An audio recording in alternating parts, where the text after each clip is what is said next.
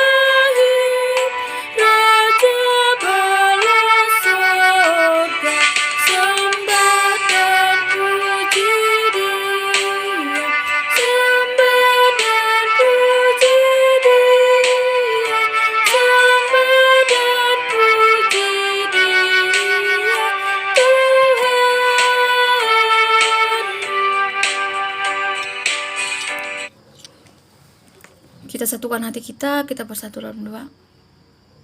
Segala puji syukur, hormat kemuliaan bagi nama-Mu Tuhan, kami panjatkan ke arah pada hari ini. Tuhan Yesus, saat sebentar kami akan mengadakan sermon kami, Engkau urapi kami, buka hati pikiran kami, dan berikan kami hikmat daripada Engkau, supaya kami mampu melaksanakan sermon kami dengan baik dan untuk kemuliaan nama-Mu. Tuhan Yesus, berkati anggota-anggota yang mengikuti sermon. Biarlah Tuhan kami memberikan hati kami untuk melaksanakan sermon ini dengan penuh sukacita, dengan penuh damai sejahtera yang daripada Engkau. Tuhan Yesus, kami siap mendengarkan dan kami siap untuk melaksanakan sermon kami. Di dalam nama anak-Mu Tuhan Yesus Kristus, kami berdoa dan mengucap syukur. Amin. Shalom bagi kita semua. Pada hari ini kita akan melaksanakan sermon Natal kita, yaitu sermon Natal untuk pemuda-pemudi. Dan menjadi nats khotbah yang akan kita sermonkan yaitu tertulis di dalam Yohanes 15 ayat 14-15. Demikian kebenaran firman Tuhan, kamu adalah sahabatku jikalau kamu berbuat apa yang kuperintahkan kepadamu. Aku tidak menyebut kamu lagi hamba, sebab hamba tidak tahu apa yang diperbuat oleh tuannya, tetapi aku menyebut kamu sahabat, karena aku telah memberitahukan kepada kamu segala sesuatu yang telah kudengar dari Bapakku. Saudara-saudara yang terkasih dalam nama Tuhan Yesus, jelas kita ketahui bahwa seorang sahabat adalah seseorang yang sangat mengerti diri kita sendiri dan menerima diri kita apa adanya. Sahabat adalah seorang yang mau berkorban untuk kita dan mau memberikan yang terbaik yang ada di dalam dirinya. Tuhan Yesus sekalipun menginginkan hubungan yang lebih dalam dengan orang yang mau mengenal dan mengikuti perkataannya. Untuk menegaskan hubungan yang lebih dekat dan lebih berkualitas, Tuhan menyebut sahabat. Sahabat berbeda dengan seorang hamba. Hamba adalah seseorang yang menyerahkan dirinya kepada tuannya. Hamba merasa 100% dirinya sudah di bawah kaki tuannya. Karena apa? Mereka merasa tertawan dan terikat hanya untuk melayani tuannya. Hamba bahkan sering disebut sebagai keset kaki pada kebiasaan Timur Tengah. Seorang hamba akan duduk di pintu rumah menunggu tuannya yang bepergian kemanapun tuannya pergi. Begitu tuannya tiba di depan pintu, maka sang hamba akan membuka kasut atau sepatu tuannya, membasuh untuk membersihkan kakinya, melapnya sampai kering, sehingga sang tuan akan masuk ke dalam rumah tersebut dan dengan merasa nyaman karena kakinya sudah bersih. Hamba tetap duduk di luar. Sahabat tentu saja berbeda dengan hamba. Sebab sahabat akan ikut masuk ke rumah, makan, minum, serta berbagi cerita. Tuhan Yesus juga menyebut kamu sebagai sahabat. Seperti dia mengatakan pada Yohanes 15 ayat 15. Aku tidak menyebut kamu lagi hamba, sebab hamba itu tidak tahu apa yang diperbuat oleh tuannya, tetapi aku menyebut kamu sahabat. Apakah itu arti dari sahabat? Mengapa Yesus menekankan pentingnya arti sahabat atau persahabatan? Pada ayat sebelumnya dari Yohanes 15, kata sahabat dipakai untuk menjelaskan kasih.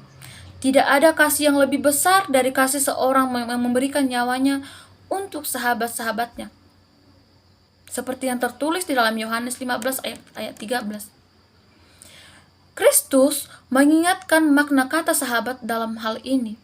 Sahabat adalah seorang yang kepadanya kita bersedia mengorbankan nyawa sekalipun itu.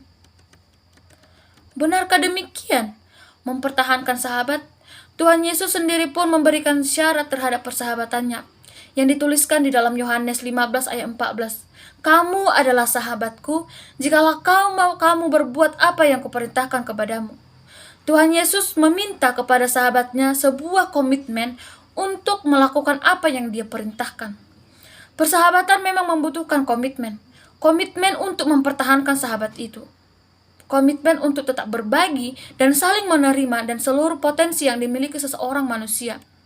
Persahabatan juga memerlukan kepercayaan, sebab persahabatan yang tulus dan mendalam lahir dari keinginan menerima apapun ceritanya dan menerima keberadaan seorang dari sahabat, baik dari segi kelebihan dan kekurangan. Persahabatan diperlukan tidak hanya sebatas pencapaian sebuah cita-cita, apalagi cita-cita dari politik. Mempertahankan persahabatan dilakukan dengan berkomunikasi terus terang atau terbuka namun asertif. Berani mengatakan apa adanya, baik yang baik dan buruknya sekalipun, sebab tujuan adalah mempertahankan persahabatan itu sendiri. Persahabatan yang cerdas berkualitas adalah persahabatan yang melakukan kombinasi yaitu intelligent quotient, emotional quotient, dan spiritual quotient. Bahkan, sebenarnya persahabatan lebih dari itu, sebab persahabatan sejatinya dijalin untuk merespon kehidupan menuju kehidupan berikutnya. Yang menjadi aplikasi yaitu, dalam hal ini, kita melihat bahwa untuk menciptakan Indonesia baru, para pemimpin bangsa, seyogyanya mereka bersahabat satu dengan yang lain. Sebab, dalam negara yang sangat berbeda dan plural, kita akan diselamatkan karena persahabatan kita. Melalui persahabatan, maka ada niat untuk saling menolong dan saling memajukan kesejahteraan. Melalui persahabatan, maka pada niat untuk saling menolong dalam kemajemukan kesejahteraan. Kaum pemuda-pemudi harus mampu menjalin persahabatan dengan baik, di mana pemuda-pemudi sanggup untuk memahami satu sama lain. Selain ada untuk menolong orang lain ketika mereka merasa kesusahan, biarlah melalui Natal pada saat ini, semua pemuda-pemudi menjadi seorang pemuda yang menjadi sahabat yang baik bagi banyak orang, yang menjadi sahabat yang mampu menjadi garam dan terang dunia, yang mampu menggarami sahabat-sahabat untuk lebih dekat dengan Tuhan. Seperti ilustrasi, yaitu ada kisah yang mengharukan dari seekor tikus. Sepasang suami istri petani pulang ke rumah setelah berbelanja. Ketika mereka membuka barang belanjaan, seekor tikus memperhatikan dengan seksama sambil menggunggam, makanya makanan apa yang lagi dibawa dari pasar. Ternyata salah satu yang dibeli oleh petani itu adalah perangkap tikus. Sang tikus kaget, bukan kepalang. Ia segera berlari untuk menuju kandang dan berteriak, ada perangkap tikus di rumah sekarang ada perangkap tikus. Ia mendatangi ayam dan berteriak, ada perangkap tikus. Sang ayam berkata, Tuan tikus, aku turut bersedih, tapi itu tidak berpengaruh terhadap diriku. Sang tikus lalu pergi menemui seekor kambing sambil berteriak. Sang kambing pun berkata, aku turut bersimpati, tetapi tidak ada yang bisa kulakukan. Tikus lalu menemui sapi. Ia mendapat jawaban yang sama. Maafkan aku, tapi perangkap tikus tidak hanya berbahaya buat aku sama sekali. Ia lalu berlari ke hutan dan ia bertemu dengan seekor ular. Sang ular berkata, perangkap tikus yang kecil tidak akan mencelakai aku. Akhirnya sang tikus kembali ke rumah dan pasrah, mengetahui kalau ia akan menghadapi bahaya sendiri. Suatu malam, pemilik rumah terbangun mendengar suara keras perangkap tikus berbunyi menandakan telah memakan korban. Ketika melihat perangkap tikus, ternyata seekor ular berbisa. Buntut ular yang berperangkap membuat ular semakin ganas dan menyerang istri pemilik rumah. Walaupun sang suami sempat membunuh ular berbisa tersebut, sang istri tidak sempat diselamatkan. Sang suami sempat harus membawa istrinya ke rumah sakit, dan kemudian istrinya sudah boleh pulang. Namun beberapa hari kemudian istrinya tetap demam. Ia meminta dibuatkan sup ceker oleh suaminya. Ketika semua tahu sup ceker ayam sangat bermanfaat buat mengurangi demam, suaminya dengan segera menyembelih ayamnya untuk dimasak cekernya. Beberapa hari kemudian sakitnya tidak kunjung reda. Seorang teman menyarankan untuk makan hati kambing. Ia lalu menyembelih kambingnya untuk mengambil hatinya. Masih saja istrinya tidak sembuh-sembuh dan akhirnya meninggal dunia. Banyak sekali orang datang pada saat pemakaman, sehingga sang petani harus menyembelih sapinya untuk memberi makan orang-orang yang melayat. Sehingga sang petani harus menyembelih sapinya untuk memberi makan orang-orang melayat tersebut. Dari kejauhan, sang tikus menatap dengan penuh kesedihan. Beberapa hari kemudian ia melihat perangkap tikus tersebut sudah tidak digunakan lagi. Suatu hari ketika kita bisa belajar dari hal tersebut, ketika kita mendengar seorang di dalam kesulitan dan mengira itu bukan urusan kita, kita harus berpikir, kita tidak tahu apa yang terjadi pada diri kita. Pada saat itu kita berpikir kita harus saling menolong. Kita harus menjadi sahabat sejati yang bisa menolong kesusahan orang lain, yang menerima sahabat dari segi kelebihan dan segi kekurangannya. Karena seorang sahabat tidak pernah merasakan egois dan tidak pernah berkata itu bukan urusanku. Namun seorang sahabat harus mampu beradaptasi dan harus mampu menolong sesama temannya ketika kesusahan. Nah, perlu ditekankan di dalam hal ini, sebagai pemuda-pemudi yang memiliki sahabat, jadilah sahabat yang baik.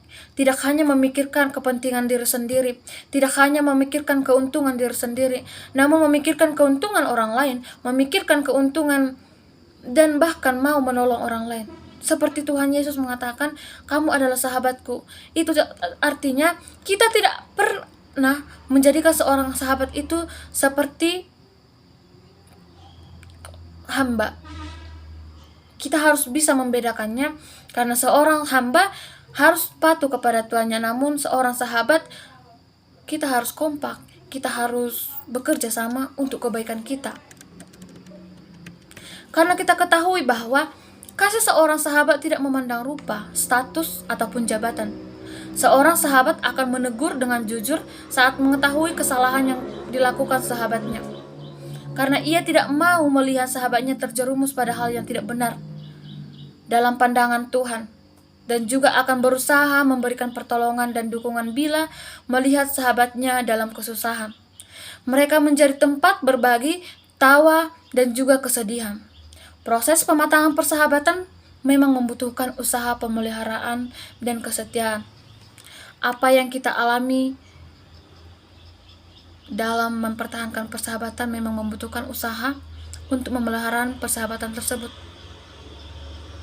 Apa yang kita alami terkadang merasa melelahkan dan menjengkelkan, tetapi itulah yang membuat persahabatan menjadi tahan uji bernilai. Persahabatan Kristen harus lebih dari sekedar berbagi minat yang sama atau berbagi cerita. Persahabatan Kristen yang juga bertujuan untuk mengokohkan iman masing-masing kepada Tuhan. Persahabatan di dalam Tuhan dibangun dengan tujuan sama, ingin menyenangkan hati Tuhan, dan harus dilandasi oleh kasih, bukan perkara untung rugi. Dan firman Tuhan adalah pegangan utama dalam menjalin persahabatan yang sehat, karena persahabatan yang dilandasi kasih Tuhan akan menghasilkan pertumbuhan iman dan juga karakter yang baik. Demikian hasil sermon kita pada hari ini. Kita akan menutup sermon kita, namun terlebih dahulu kita bersatu di dalam doa. Doa dimulai. Terima kasih Tuhan, terima kasih Yesus atas penyertaan-Mu dalam hidup kami. Pada hari ini Tuhan telah memberkati kami, mengurapi kami, dan memberikan kami hati pelayanan. Tuhan Yesus, kami telah membahas setiap sermon kami. Kiranya Tuhan memberkati apa yang telah kami sermonkan pada hari ini, sehingga berbuah baik untuk khotbah kami besok dalam perayaan Natal Pemuda-Pemudi. Dan kami percaya Tuhan Yesus, melalui khotbah besok, pemuda-pemudi akan merasa terberkati, pemuda-pemudi akan mendapatkan suatu sukacita yang luar biasa, dan pemuda-pemudi akan mampu menjadi seorang sahabat yang mampu menolong satu sama lain. Tuhan Yesus, kami serahkan aktivitas kami selanjutnya di dalam tangan pengasihan-Mu. Di dalam nama anak-Mu Tuhan Yesus Kristus, kami berdoa dan mengucap syukur. Haleluya. Amin.